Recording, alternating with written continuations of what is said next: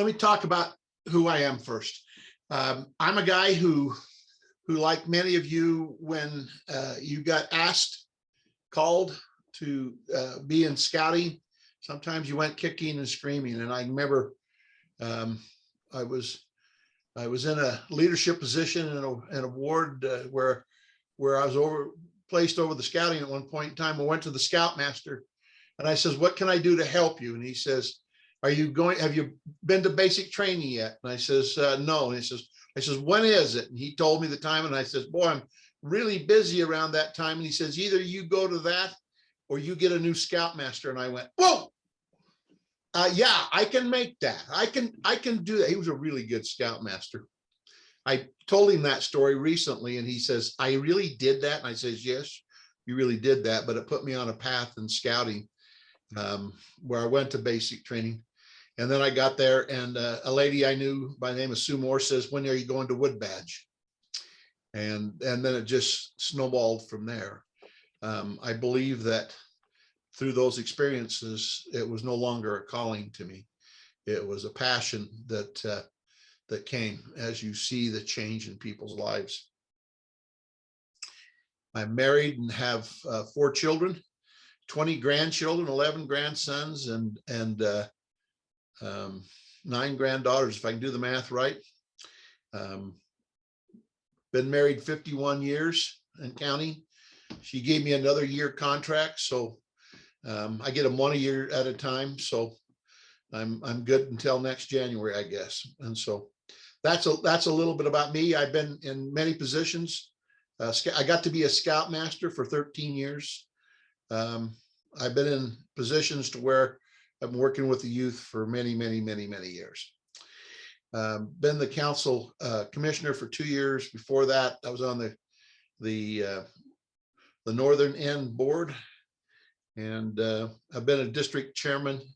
Had not done much in commissioner until I was asked to do this by Charles Dahlquist. And somebody says, how come you didn't tell him no? And I says, you don't tell Charles no, you just do what Charles tells you to do. If you know Charles Dahlquist at all, that's the kind of man he is. What a great leader, though. But there was no coercion. It was, you know what you're supposed to do and what you're supposed to be about. I think that's the part that I want to do right now. I have another little story or two I'm going to tell in my deal. Now I'll share my screen. One of the things that we've been working on as the council key 3, hopefully you all can see the strategic plan 2020 to 2025. 2020 kind of got messed up in part of 2021 with COVID issues, and we're trying to come out of that. And so if you look at the first part of it, it talks about our mission. And we looked at the mission part of it as a view of scouting at 50,000 feet. And then our vision, if you look at the vision, and I'm not going to insult you by, you can read that paragraph. You can see our vision there is at another level down. And then our objectives is another level down. And then we have the 5 key strategies, which are important to do. And so if we'll take a minute and talk about some of them. Oh, let's go to the objectives first. We're pretty bullish on where we want to be at the end of the next and at the end of 2025. We want to be 20,000 youth. We're currently around 6,000 youth. We want to have 35 million in the endowment. The endowment is a money that we don't spend the money. We just get to use a portion of the proceeds that come out of that. And so we want to grow that to a number that helps us financially in the council be able to be functioning and to be able to cover the programs that we need to do. We want to keep adding to that. We want to have an annual growth in the unrestricted, and we want to have camp facilities usage resulting in 50% of the council troops week long and 85% of the packs in a day camp, that we've got the camps. Because if the youth are not going to camps, if they're not going to doing those things, then we're not getting the program to them. I think the week long and the day camps are great things that help make units grow. And then we want to deal with the leaders. Our goal is to have 100% YPT. Right now, I think we're right around 94%. The Nationals goal is around 98%. So we need to look and see in each of our districts and where we're at with our YPT. One of the guys that was helping us with that suggested that is a 2-year deal, but if you did it every year, then you wouldn't lapse. We want to have at least one wood badge trained adult in each unit, and at least one NYL trained youth and trained unit commissioners. Of course, that's what we're doing here as part of the unit commissioner training. If you go down to, now let's get down to a little more of the level of where we need to go. The 5 key strategies are expand diversity, which if you, in my perspective, from the board that we started with and the Crossroads of West and the board that we just confirmed, you'll see a change in diversity. Some of it in all, and it talks about doing it in all areas. We have more females on the board. We have more younger people. I usually say people with darker hair on the board, and more diversity across the state. And then donors and fundraisers activities to fund the overall needs and capital improvements and grow the endowment. Then the next one is to develop, promote, counsel. Let's take the other one and drive down to the next level. And how do we align that strategy with initiatives? Well, data and manage donations, business campaigns, grants and foundations, special events, product sales, and endowment gifts. Going back up to the green one, the council culture, focus on the Scout oath and law. Imagine that. We're going to try to focus on the oath and law of the Scouts. Council and district unit program events, which I think through COVID was pretty tough. We got some of them pulled off. Some districts have done better than others. Some districts have some real challenges in distances of pulling some of those things off. So we've had to get creative in understanding how we can do that. Congratulations to those of you who've been a vital part of doing that. Visible community service, and one council, one purpose. You notice I didn't talk about a particular council up north. The councils are called the North. The old councils, we're trying to create a identity as the Crossroads of the West, not the old unit council, because we're created a whole new environment. We're creating a whole new way of doing it. We have a whole new system. I shouldn't say whole new, but we have a very major change that we made a couple of years ago when the Church of Jesus Christ of Latter-day Saints left scouting.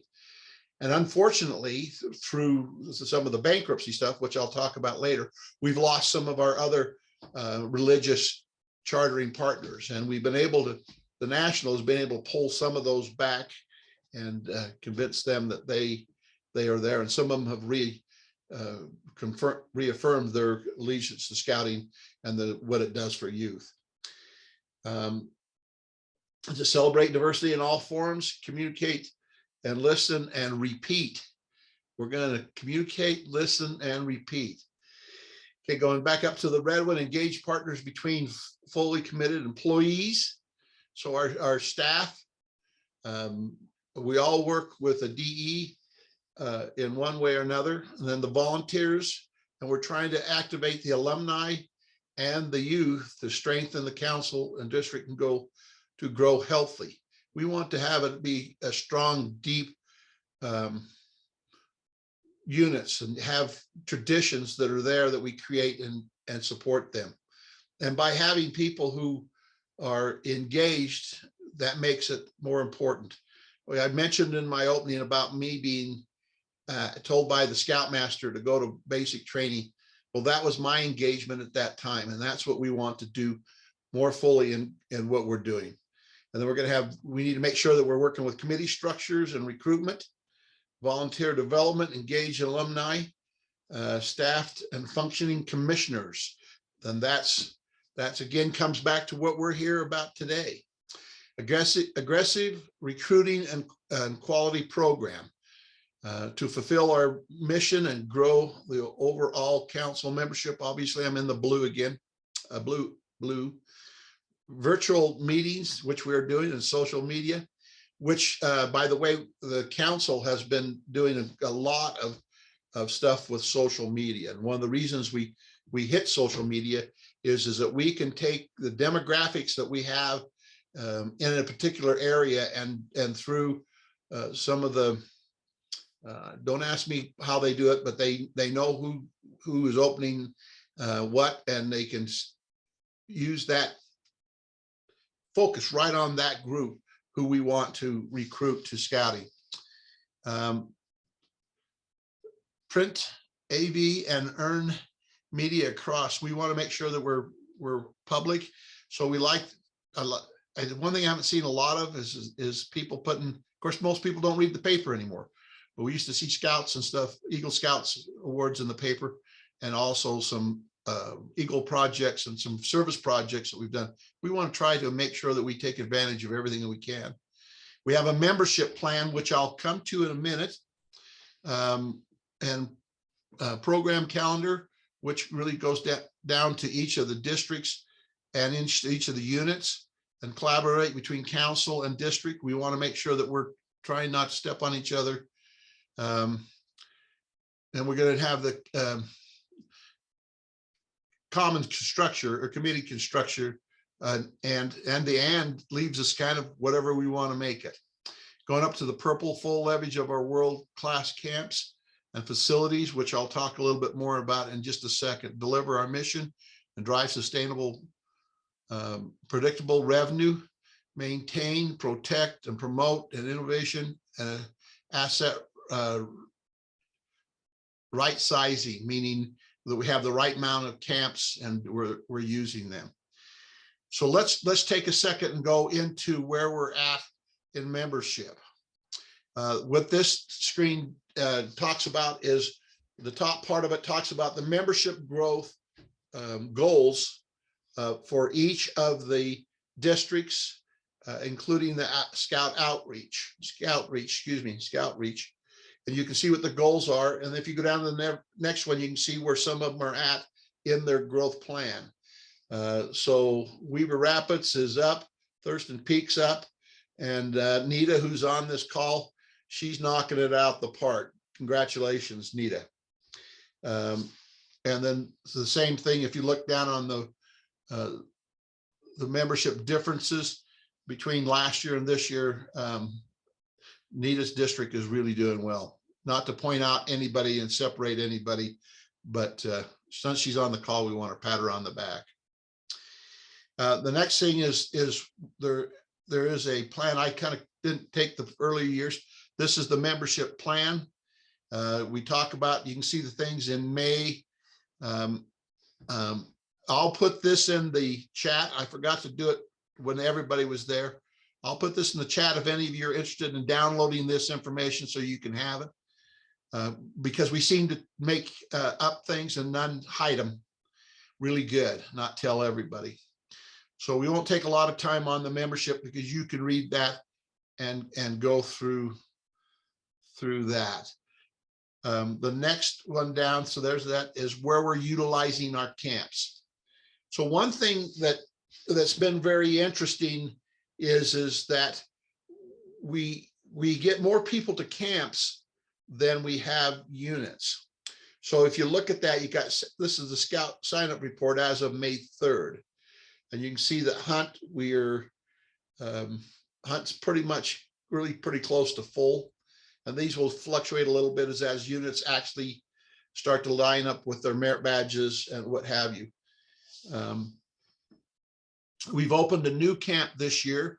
From those down south, will be familiar with it. We're opening Thunder Ridge. So we have, for Scouts, we have Hunt, Lowell. Lowell also has a Trek program, then Thunder Ridge, and then Typee. And there's the numbers on that for the scout camps and treks. Well, then if you go down to youth camps, and that's just anybody that's coming and using our properties. Here in the Crossroads West of the West Council, we're pretty unique because we have a large organization around us that encourages their units to go camping. And we're trying to take advantage of that and supply a need for them, and also to help us with our revenues. And if you can see there where Bartlett right now is just for outside camping, Browning is the same. Hunt, when they're not doing scout camp, has a great program. And then we've opened up Thunder Ridge, and Thunder Ridge is starting to take off. It's a camp that's been closed for several years. They had a big fire up there a number of years ago, and now we're finally opening it back up. And then Typhe's numbers. We also have the day camp numbers here for Fife, Kiesel, Mapledale, Tracy, and then a traveling camp. How many of you knew that we had a traveling Cub Scout camp? And if you look, you could look at the charts there and see where everything is going, and we're gaining on that.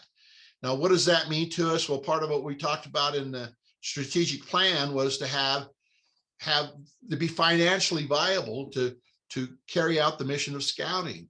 And so here is a projected revenues of what we believe that we're going to gain from the scouting, from camping, not just the scouts, but from all sources of the camping.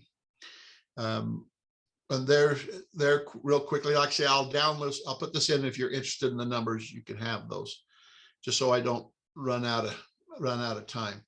But if you can look down at the bottom, you can see our goal is 2,689,500. The previous year, we took in $1,491,878. So we're ahead of last year, and we're 69% of our way to our goal. We're always have our goals set pretty high so that we can get there, but to push us a little bit. One of the things that we also look at is where we've been. I don't know if any of you have seen this one about the highlights of camping and where we've been. Last year, we had just under 21,000 youth go to our camps. You can see the council expenses. The council is viable financially. We're getting Cubs advancing. It's got the advancement report for scouts and for Cubs and for merit badges. 12,019 merit badges earned last year. Amazing amount for the numbers that we're projecting. And then again, I'll put this in. We have currently, well, at the printing of this, we had 114 packs, 211 troops, 19 crews, 3 ships, and 8 posts, and 16 learning for life. I don't know what units. So also, and we have our membership growth we talked about before on one of the screens before that. One quick thing on that I think the leaders worry more about, and that the noise on the bankruptcy has quieted down. I'll give you a quick analysis of where we're at with the bankruptcy. Maybe a quick, when they first started bankruptcy with the national, they said it wasn't going to affect each of the councils. And then we figured out the plan was they settle with the national council and then go after each individual council. So the councils bounded together with their own group and come up with a dollar figure in which we would contribute to get what we call a worldwide settlement on the bankruptcy, so they can't come back and pick off each council one at a time. That plan has been approved. It's taken a number of years, and it's into the it's in the judge's hand. And then after if she approves it, then it'll move to another judge for a final approval. And hopefully by this fall, we'll be actually done.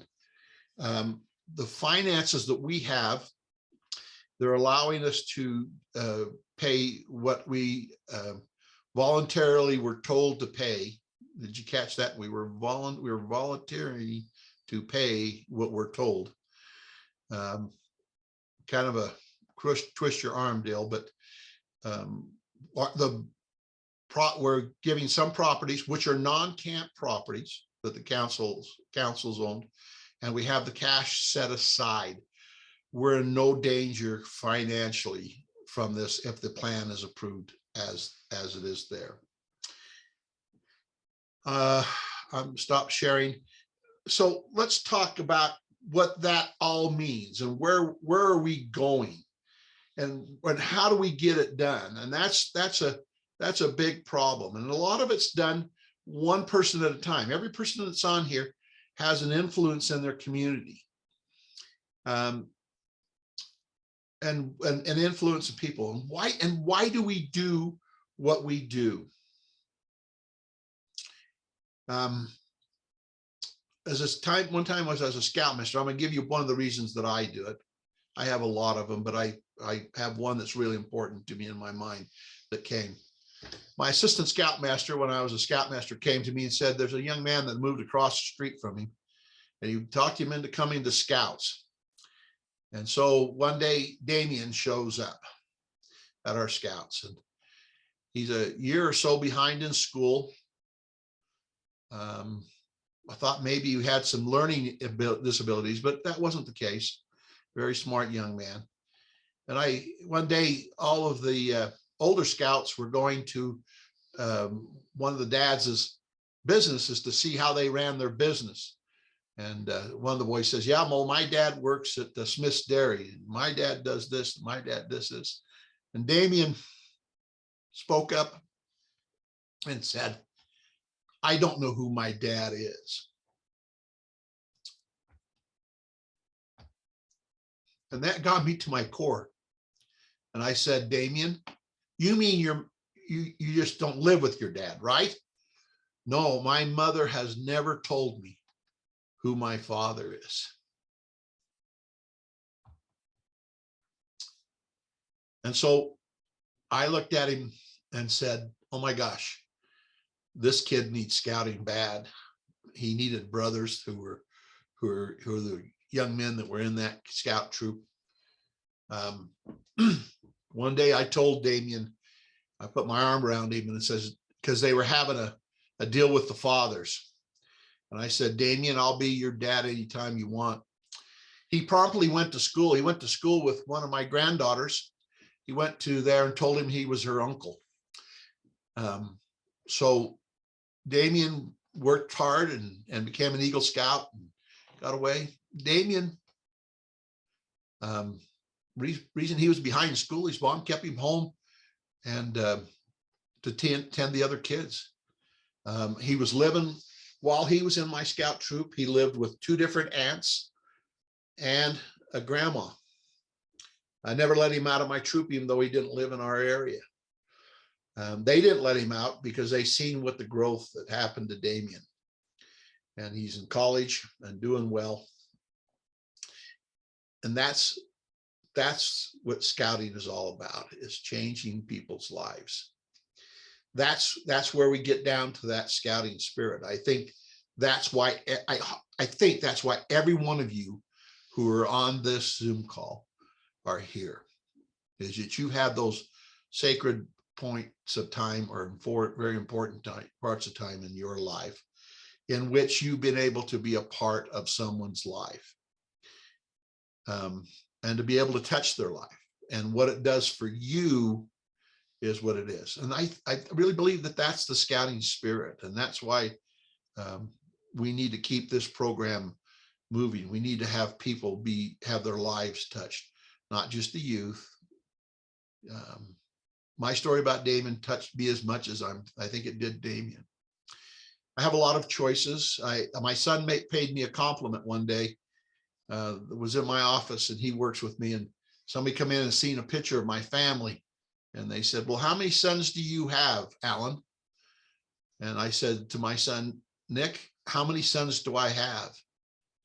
And he looked the guy in the eye and he says, my dad has hundreds of sons. because that's who I am and that's what I try to be. Now, not everybody has the personality or the ability to be in the positions that I've been in, but we're putting people in those positions all the time. And that passion and love we have for scouting is so important that we take that and we look forward and where do we go with it. The information that I've shared with you today is only important if we take that and apply it and have that message get to the end of the row. Many of you here are unit commissioners, and one of the reasons I want to share what I've put on the screen is so that you can go to those units and encourage them to add just maybe 1 or 2 new youth and maybe 1 or 2 new leaders and bring back to some of the people's memories. We have a rich history of scouting in our area. In the troop that Larry and I had, the pack that Larry and I are involved with, we've got a couple of dads that have started coming and bringing their sons, and both of them were Eagle Scouts, and they seen a lacking for their children, that they weren't having some of the experiences that they had in their lives. And I think there's a lot of people out there that are wandering around and not knowing where to go and how to get there. Good, strong units and good, strong leaders, and with a rededication to what we're talking about, are the ways that we're going to get that done. We need to think outside the box of how we get it done. There is no boundaries. We have people coming from long distances to our troop and pack. So it's a different makeup of how we get people. The importance of it. Now, how do we go now? What and how do we move forward? I'd like to open this time and talk for a minute. I've got 5 or 6 minutes or so before I wrap up. Anybody wants to talk about how they think or what we're missing and what we need to do to move scouting forward in the Crossroads of the West Council? Don't everybody speak at once. I'm the kind, if you don't answer, I start calling on you. Okay. Hey, Alan, is Paul. Renee. Go, good, Paul, go. Hey, so one of the biggest issues that I've seen, and I don't know if it's an issue, but it's just, it could turn into an issue going forward. I noticed that a number of BSA units, boys or girls, have opened up to try to facilitate a lot of the youths earning getting as much done, and like with the goal of earning their Eagle rank, but they've they've forgotten to get a pack going with them. I know the unit that I'm unit commissioner over, I know the unit that I'm scoutmaster over right now, neither of which has a pack. And I think that without marrying a pack with those units, I'm sure it's elsewhere also, and I know that's one of your goals to get new scouts, but that's going to be a problem down the road, because like 2-3 years, I mean, a year and a half, 2 years from now, when all those older kids age out and there's no younger kids coming in, it's going to be quite difficult to keep things going. Well, that's one of the things that we should focus on, I think. Can I take that for just a minute and tell you 2 things? That's exactly right. And one group that got hurt the worst through COVID was the packs. Because why? The packs meet together. They had to get real creative with social distancing to make it work. And there's the social life in that, and the adults that are in there. One other thing that on the troop and pack that we've put together, we've also gone to a crew so that we can maintain some of those older kids longer, that they don't get their Eagle and they're gone. So we've tried to make it so that we have an opportunity for them to have things to do. And Larry's on the thing here. He's been the driving force of that. and moving that forward in the ones we're doing. So I think that's something we need to encourage all of the units to do, and to figure out how to get to be a healthier unit. Somebody else got something to say. Very good, Paul. Thank you.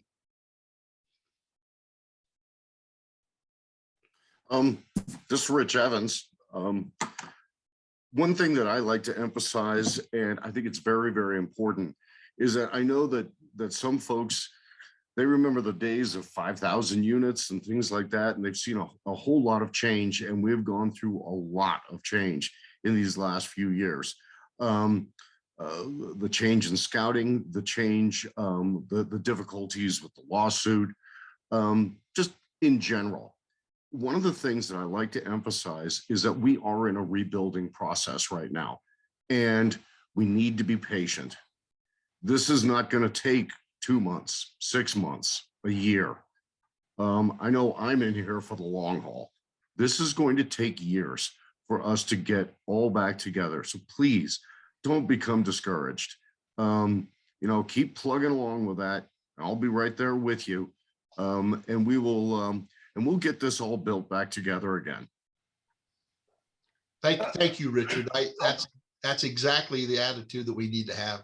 I want to address this also. Having been a scout executive and served in 4 or 5 different councils outside of Utah, when you're a scout executive working in the Utah councils and you go to the national meetings, you were always kind of special because scouting was different in Utah. We'd look at the numbers and we'd be all proud because we had 80% of total available youth or something like that. And our Friends of Scouting campaigns were almost just write us a check. We don't have to worry about this. Our membership campaigns were all kind of automatic. And that was all fine and dandy. But when I left Utah and went to South Dakota and to New Mexico, I got a dose of the reality of what scouting was. And I got a good taste of how dedicated true scouting leaders and those boys that were truly into scouting were. And then I got put back into Utah. And when the councils, when all the stuff started happening and we were kind of merging into a non-LDS council, I was telling my district, we're not going to have the numbers we used to have. We're going to have this percentage, which was typical. What we have right now, we are basically a typical scouting council. We're not head and shoulders above everybody in any specific thing. Yeah, we had to take a big hit, but our numbers are not skewed exceptionally low in any one area in comparison to other councils. This is the reality of scouting. And yeah, it's a shock to those that haven't tasted it outside of LDS scouting. But I'm very optimistic and very excited for our future because, we took our licks and we're standing up and we're growing. We're good. I'm proud of us. I'm very proud. I think Alan, not just you, Alan, but our scout executive and our district executives have done a tremendous job of keeping us together and on track. And so, yeah, good job, you guys. Well, let me just jump in because we got second to close. We've been very aggressive as on the board and everything. We've changed our governance of how we're doing it. We're trying to drive everything to down the road and get the message and the information down the road and find those people and find the people with passion to carry scouting forward. But I can't thank you, everyone that's on this call, knowing how dedicated you are to scouting. I tell people all the time, I'm still scouting. and I challenge people I know that were in scouting, we can get you busy again, even if it's just a little bit. And so keep selling the message and keep getting people doing, and I have, it's not a big number, but every time you get somebody that comes and then point out what they're missing, it's important. I thank you all. I appreciate it. I hope this was informative to you. I put the information of what I pulled up on in the chats. If you want, if that for yourself, you're welcome to download that. And if you have other questions beyond that, I'd be glad to answer them. I'll be stuck around after all the classes are over and go from there. Thank you.